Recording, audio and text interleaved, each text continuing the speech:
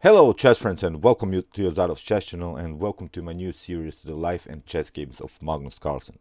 So I'm really looking forward for this series because in this series we'll see Magnus' progress through his career, his beginnings in his career, his problems, his ups and downs in the career, his particular openings that he chose during his career, his best chess games, but also I will show you his worst chess games. I think these games had also a deep impact in his career because in order to get the best in the history, my opinion is just that Magnus Carlsen is really the best chess player in history.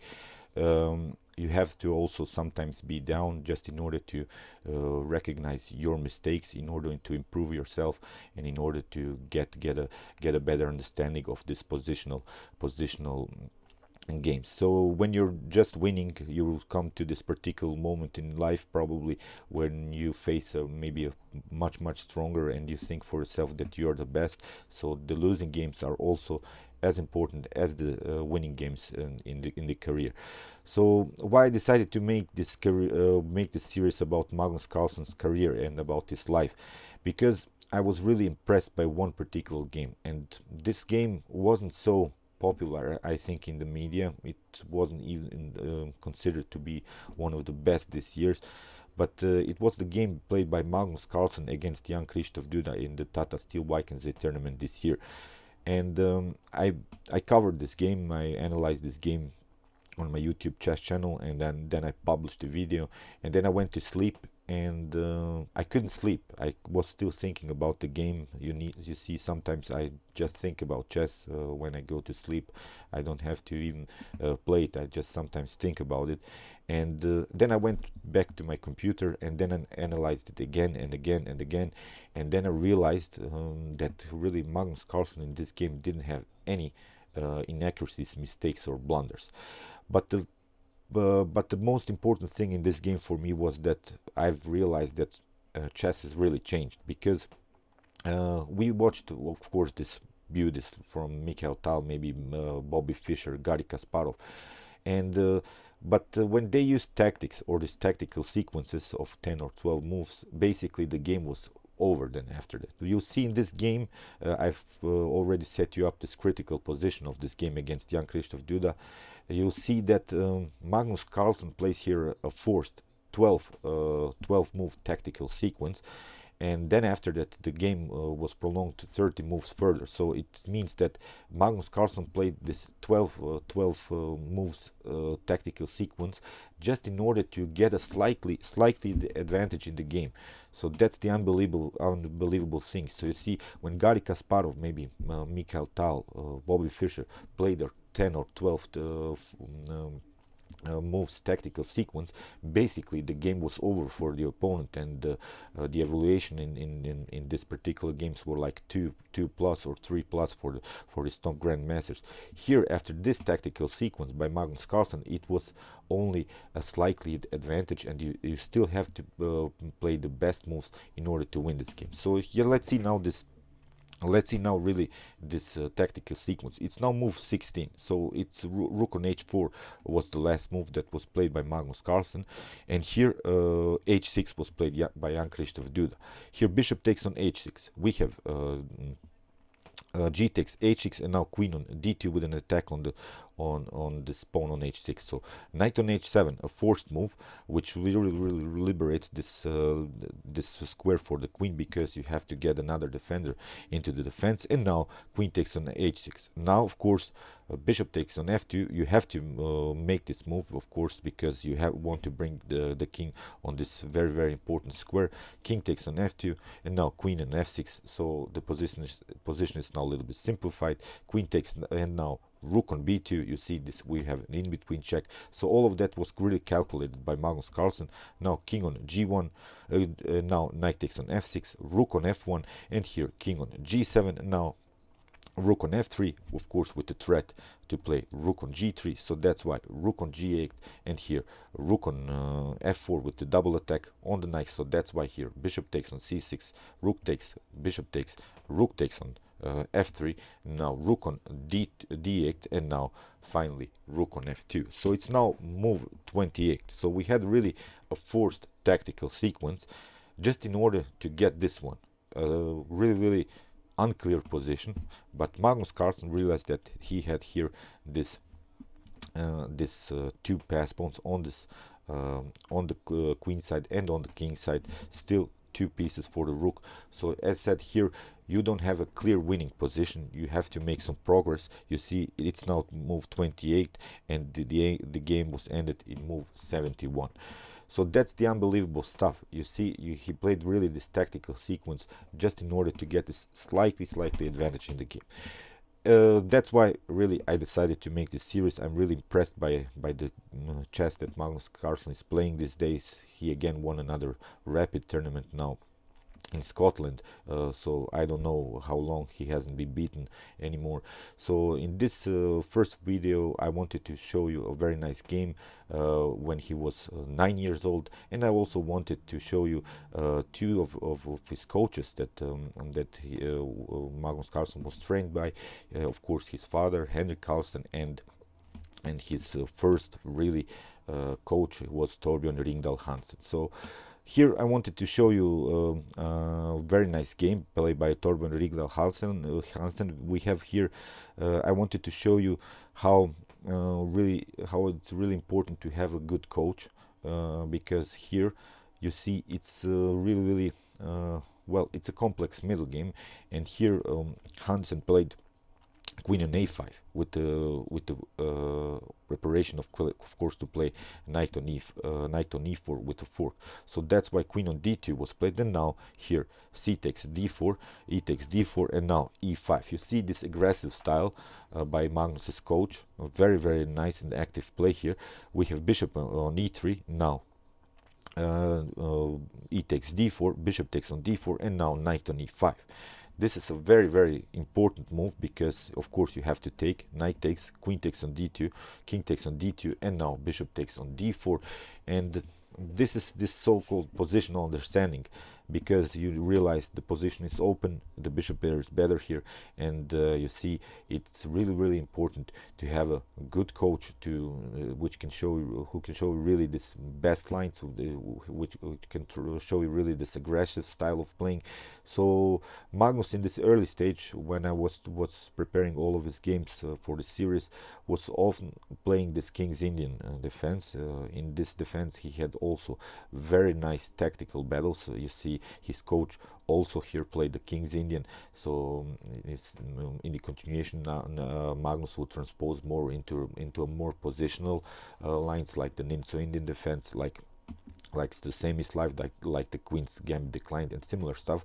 But we'll see in this series very nice King's Indian games by Magnus Carlsen. So I wanted to show you also very nice game played by his father Henrik Carlsen here. So he was of course his chess coach through his whole life.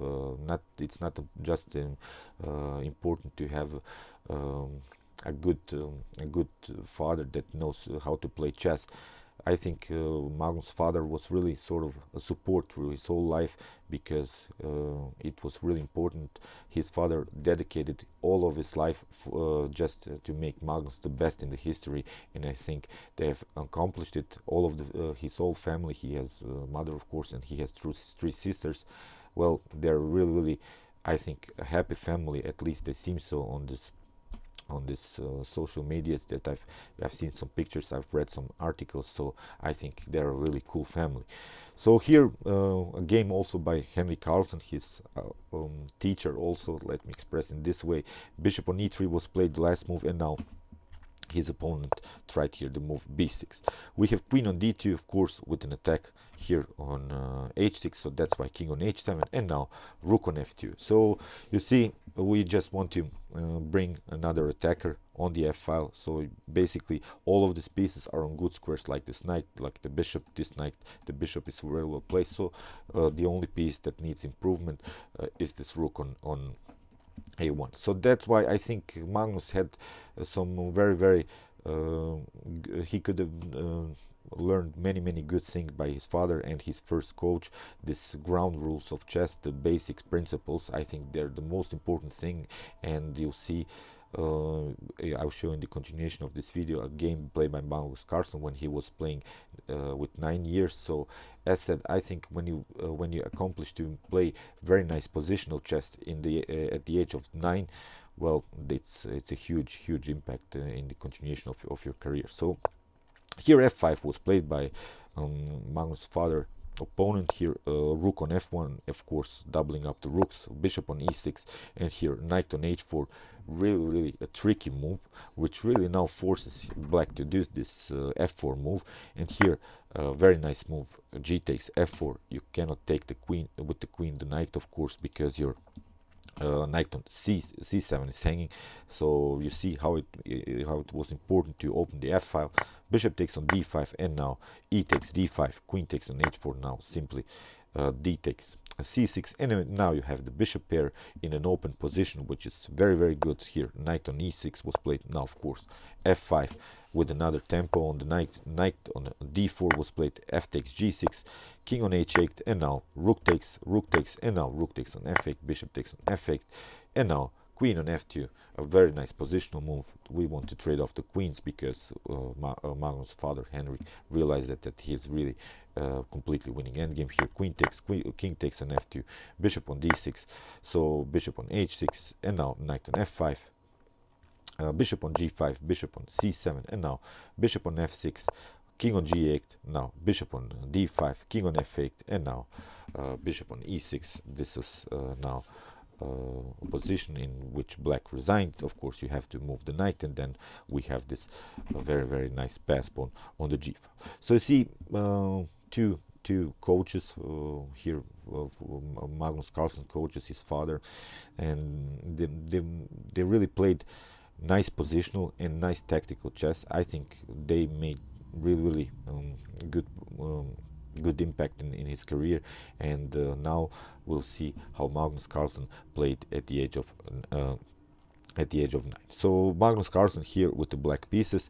e4 was played, and this is a game which I've only found in this chess databases. It's a game played in 1999 against Hakon Oxnevad and Magnus. Here e4 was played by white, is c5, knight on f3, and now knight on c6. We have bishop on c4, e6, and here Magnus, I think the first cool thing that I realized by Magnus, that he has already played the Sicilian with black, which is, I think, a very good thing, because when I was playing with 9 years old, I always played against e4. I played always like something like e5, the Rui Lopez, or maybe the Italian game. So here, if you're familiar with the Sicilian already in this early stage of your career, you have many you have a great tactical knowledge, because Sicilian games lead always into these tactical battles, at least the most of them. And here with e6, I think Magnus realizes here really the position. He plays this French variation with the preparation to play the move d5. Here castling, and now d5. We have e takes, and now e takes d5, bishop on b3, and now c4. So you see, Magnus, although this c4 move isn't the best, but Magnus was really aggressive already at the age of 9, so he played already just to get some tempos, just going forward. So you see, he was really a brave kid. Bishop on a4, of course, and now bishop on d7. Magnus doesn't allow here some positional disadvantages, like doubling up doubled pawns here on the c file. So that's why bishop on c6, and now bishop takes on c6, knight on e5, and now rook on c8. So brings simply again a defender on of this bishop. Now rook on e8 was played, and now bishop on e7. Simply healthy and developing move. Of course, you have to be careful. The e file is open. d4, and now knight on f6. Now Magnus goes simply for the fast development. Bishop on d2 was played, h6, preventing some bishop on g5 ideas maybe in the future. Rook on e2 was played, and now castling by Carlsen. Rook on e1, b5, and now Magnus makes really progress on the queen side. This is really important now. To create a huge space advantage with moves as a5, b4, and again I'm pointing out this is with 9 years, so he had already a positional understanding where to attack, because he has already the advance on on the fourth rank and on this queen side, so that's why he coordinated his attack here on the queen side with the moves as b5 and of course with the preparation to make the move a5. Knight on g4 was played simply now. Knight on g4 trading off. Magnus has now the bishop pair in this position. I think it's a good thing. Queen on g4, and now again you see Magnus, although it's maybe not the best move, there are better moves, maybe just makes more progress here. You have to also be careful. You have to get first out with the king here. Of course, the threat is bishop on h6, but the main idea is to make progress here. So here h5, f5 was the continuation, and with an attack on the queen on g4, queen on g6, and now rook on f6. Again, Magnus gets a tempo. Queen on h5, and now rook on f7. Rook on d2, and now bishop on h4. You see, Magnus always try to find this very attacking moves. So he tries really to play these provocative moves. Now the bishop is a little bit loose here, but you don't like simply the bishop. Let's flip the board a little bit. When you look, you're really annoyed by this pawn when you play as white. Of course, you want to play something like g3 and kick it away. But when you play g3, maybe you can you'll open some diagonals for the light square bishops. As said, it was really a brave game already by the young fellow. So bishop on h4 was played, and now rook on e6. And it seems now that Magnus sort of made a mistake by allowing this rook to infiltrate in the position, but here Magnus finds already great tactical ideas. He plays the move rook on f6. Of course, you cannot take here with the queen on h4 because you lose the rook. So that's why here rook takes on f6, queen takes on f6, and now g3.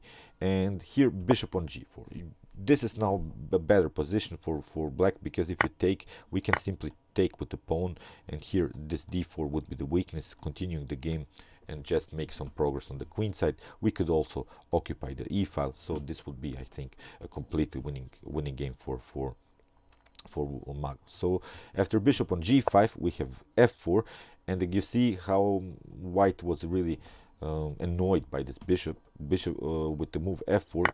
We have here queen takes on d4. With this tactics, Magnus gets, of course, a completely winning endgame here.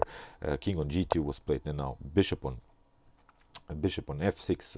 Of course, in the next move we are trying to take the pawn on b2. That's why bishop on c3 was played. Queen on e4 with the check.